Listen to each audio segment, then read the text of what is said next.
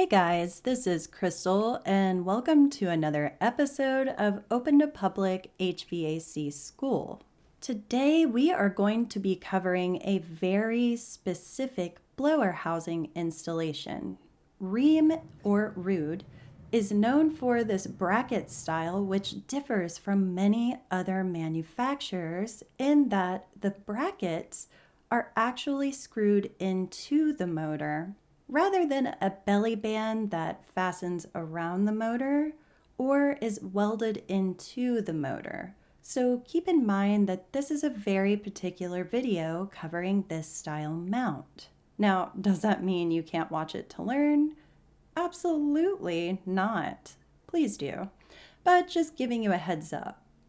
I do realize it has been a bit since I uploaded my last video. I've actually recorded 3 episodes and trying to get them all edited and uploaded for you. Keep in mind that I do both manage and own an air conditioning parts store in Texas, which means our store can be hectic during certain times of the year, and throughout the year we can be all over the place. As we say in Texas, if you don't like the weather, wait 5 minutes. All right, for this blower housing, you're going to need a 1/4-inch nut driver, whether it's a bit like this on the drill, or if you have a hollow nut driver that you can use manually, it has to be a 1/4-inch. You'll also need a crescent wrench, or I've even used a 3/8 side of a service wrench before to actually get the square-headed set screw out of the blower wheel and the motor. Since these are actually screwed into the motor, and there's 3 on each one, we're going to have to remove all of them first before turning it over. All right, here we go. We're going to remove the last of the ones that I missed. And like I said, there's 3 on each. And I'm gonna go ahead and put the magnetic bowl here so I don't lose any of these, since obviously there's going to be a lot of tiny little screws. This is an interesting design for torque. So I've often wondered why they designed it this way, but honestly, I think it's an interesting design. Now, the main problem with this I've run across is you can start getting a little stress fracturing on these brackets. Now that we have all of the screws taken out, what we're going to do is place our hand here on this side so the motor doesn't, slide out or hit anything. We're going to support it and then flip it over. So here we go. And clearly make sure you're wearing gloves because, you don't want to hurt yourself. So now that we've got the motor flipped over, we're going to get out the set screw. Now it's a square head machine threaded bolt. We just call them set screws. And you're going to, to make your life easier, use a crescent wrench. Once we get the crescent wrench, we're going to go in here. We're going to untighten the bolt and watch our hands. Make sure you are wearing gloves this entire time. All right, so here we go. We're going to go ahead and use this crescent wrench here. All right, so get a good grip, press your hand against there and pull back. Now, sometimes it can be a lot more tough to get those out of there, so just make sure you are paying attention to where your hands go against those blades, because trust me, I have plenty of scars for being lazy or not paying attention. So what we're going to do now is we're going to sand down the shaft and get any rust particles that go down into the hub. If you leave that there, or you just try to put some kind of lubrication on it, all it's going to do is jam that rust down into the hub, and it's going to be near impossible to get out of there. Now, as I've stated before with other videos, if you're going to say you don't have a hub puller, because obviously you're not a mechanic or an HVAC tech, use a flat head punch. not just a hammer on the top of it, because that shaft will mushroom out and you will never get that hub over it. Okay, so there we go. Whoop, comes off. All right, and as you can see, this is screwed into the side of the motor with our 1/4-inch screws. Now these are extremely small screws, so you can't just pop any size screw in there. They're very small, which I will show you when I pull them out of there. We are going to go ahead and remove these off the side of the motor, which I'll show you in a bit. Oh, and one other quick thing to note, when you're getting a universal motor, it has to have these holes in the side because it's designed for those style brackets. So if your motor does not have these, you cannot use them for your Rheem Ruud system. It has to have that for that style bracket. A lot of Wagner motors have those. Some Trueline, which is just Reem's private label brand, their universal private label, and a few other places. If you're not sure when you look at the image, you can always message the seller and say, hey, I have this style bracket and I need to know if it has holes in it. Because here's the thing. You can drill out a template with the actual bracket itself, but you cannot just screw the bracket into the motor, because I promise you, you will hit those windings and your motor will be destroyed. All right, here we go. We are removing these brackets off of here. These brackets out of the side, as you can see, they just come right out of there, and there's the holes that you can line them up on when you're screwing it into the motor. So there are times when you might have to drill out the holes in the bracket because one of the holes or two of the holes do not line up on the motor. That can be annoying, but at the same time, there are some brackets that Ruud or Reem where they have a bunch of different holes in them, and usually they'll both line up just fine. But this is a very tight design blower housing, so keep in mind, you can see how deep those loops are. You need to keep it close to the measurement of where they hit on your old motor. If that means you have to drill out a different hole in the top or on the bottom of where it screws into your motor, you can. Now, as I've said before with previous motors, make sure that all your specifications match up. So all the specs need to line up. You need to know on your wiring diagram what the colors are, what they mean, and your newer motor might not match the exact colors. So I do have other videos you can look at that explain wire colors and what they mean. If you're not sure and your wire colors are different with your new motor, please go back and watch that video so you understand after you install your motor where those wires need to go. Now, with many universal motors, they do not come with connectors, these female terminals like this, so that you can plug them into your board, or if you have an electric unit and you don't have, say, a fan relay board, a lot of times you'll have a small black relay that connects up to your motor, or depending on the type of motor you have, it can just go straight to power. But as I said, just take a look at those videos and you'll be an expert by the time you're done. So I'm going to crimp these on there, and this is actually a butt connector that has shrink wrap, that shrinks, heat shrink, hello words, in which you can join both your old connectors and the new wires together. That way you don't have to put those ends on there if you can't get them or you're just not comfortable with it. Alternatively, you can use wire nuts as well. I'm just not a fan because I like having the glue around the heat shrink butt connectors, and also that includes the mechanical connection. Now, on some universal motors like these Wagner motors, where the bolts actually come out of the top of the motor, they're very long. And especially on this design that Reem is doing, you don't have much room to play with. So you can just take a hollow nut driver or linesman pliers, what have you. These do not give a lot of resistance, and it's not going to harm anything because they're already screwed in tight. So just break those puppies off, and we're going to take this bracket and see how it lines up on the motors.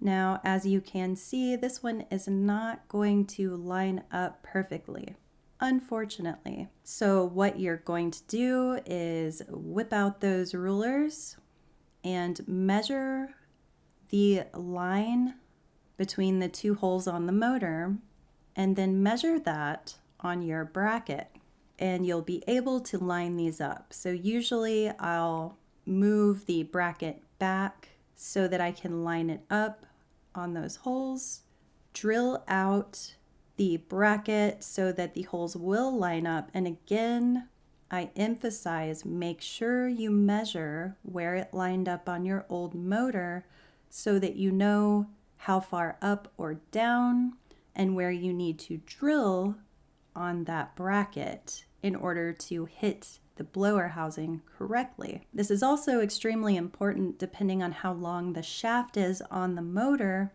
and how much room you have to center up the wheel. If that motor goes too far down into your housing and you didn't line that bracket up correctly, you'll have to go back and drill new holes. And remember, you don't want to compromise the structure of the bracket more than you have to. So just make sure those line up. You're going to mark exactly where they're going to line up, and then we're going to make ourselves a template. Now I have a vise. Make sure that you have it secure. You're not going to bend or break because again, these aren't super strong metal. Make sure when you're pushing your weight down on this to drill out a template, it's somewhere that it is supported. Now, as you can see, as I mentioned before, those screws are extremely small. Again, those screws cannot go any deeper than the ones I'm showing you. Keep that in mind. So if you if you lose a screw and you can't find it anywhere, go up to your local hardware store and match that screw, because any further and it will dig into those copper windings in your motor and destroy that winding, which your motor at that point is gone. All right, so we've drilled out our template here. You can see I've added a hole. It doesn't have to be perfect, but it at least needs to line up to where you can get both screws in there. Even if you have to go at a slight angle, even up to 1/8 of an inch, it's no big deal. You're going to be able to fit it in there. So now we're going to drill into our motor. We'll be able to get to setting it up. Now I'm going to speed this process up as I record it just because, it's annoying to have it in real time, me screwing in each one of these. So we're going to go ahead, make sure they line up correctly, double check that your holes line up really close to how they were before. Mark and then check it twice, just like all of our dads and grandfathers told us when we were younger, so that you don't have to do it again. And trust me when I say I've had to do it again, and it's not fun, especially when you're having to do 4 of these after you screwed up the first time. I'm going to go ahead, screw all of these in here, make sure they're nice and snug, and it is lining up correctly. Flimsy bracket. Can't break them. All right, now we are all lined up. We've got each of these almost exactly where the other one goes. As far as lining up, again, if you're not familiar with how the wires work, and as you can see, it's got that little rubber plug there, which all that does is change the direction of which way your motor spins, whether your blower wheel spins counterclockwise or clockwise. So always make sure after you put your motor in that you are feeling a lot of air coming out of your vents like normal. If you're not, or your motor suddenly overheats and shuts off, that's a clear sign that your blower wheel is not turning in the correct direction. Just take that plug out, switch it over, and plug it back in, or twist it like this one is. And once we get locked in like that, just make sure that your wires are going towards that side. Make sure everything's centered up, so that way it's not tilting. And what I do like about this bracket style is that it doesn't leave, a way for the motor to be cattywampus, because it's literally all the same screw holes. So you're not going to have, say, one side higher than the other because someone didn't correctly put the bracket on.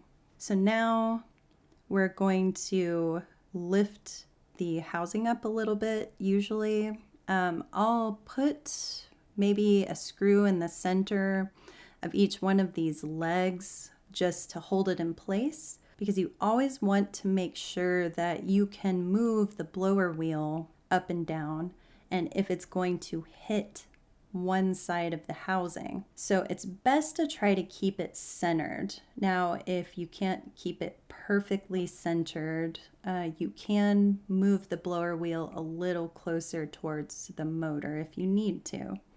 Just try to get as close to centered up as you can. I'm going to go ahead and put these screws, just one in each one, like I said, and then we're going to flip the housing on its side and make sure that the blower wheel does line up. So it needs to have enough room. And as I mentioned before, as those brackets dip down in and how close it actually is to those brackets from the blower wheel. So it's imperative with this design that you get the height of the motor correct, because otherwise it's going to brush up against that blower wheel and everything's going to get destroyed in your housing. No pressure.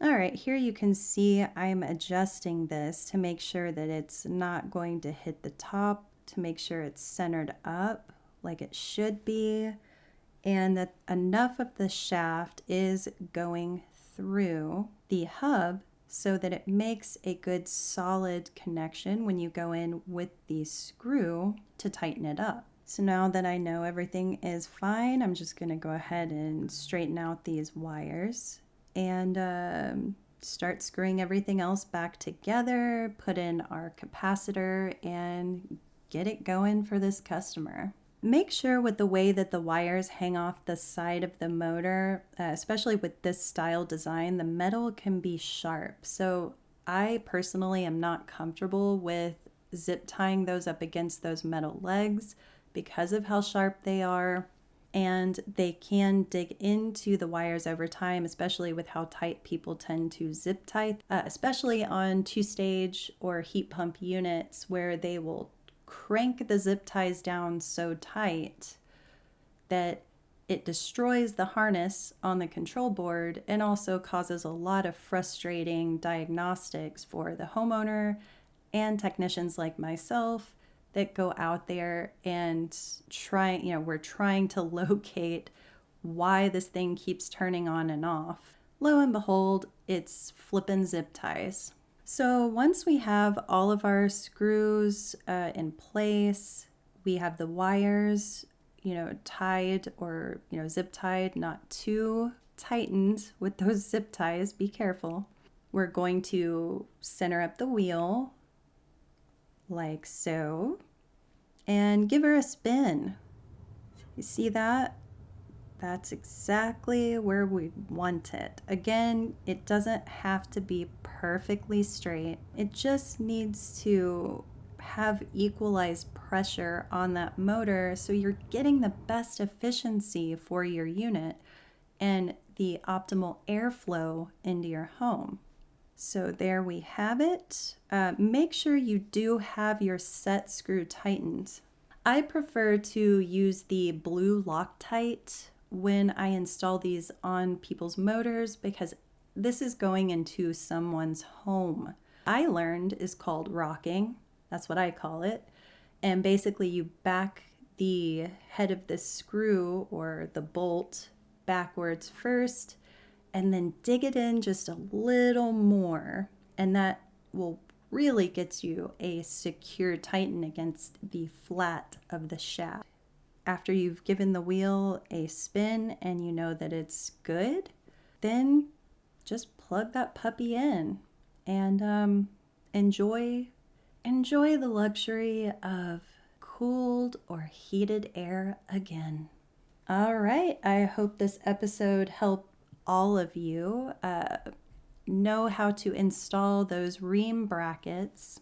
And just to review, make sure that you do get a motor that has the holes in the side for this particular type of bracket style. And occasionally those holes just don't line up. If they don't, just go back to what we talked about with lining up the brackets as close as possible to your other motor. Drill it out and make sure that you put all those screws back in there. With the Wagner motor I was using that I showed you earlier, they come with new screws that are that exact same size. So I always tell people hold on to those just in case later, you never know, you might have to use them again. They're just handy to have. All right, well, take care everyone, and I'll try to have this next video up a lot sooner than I've been able to put this one up for all of you. So take care and let me know what you think in the comments below. Take care, guys.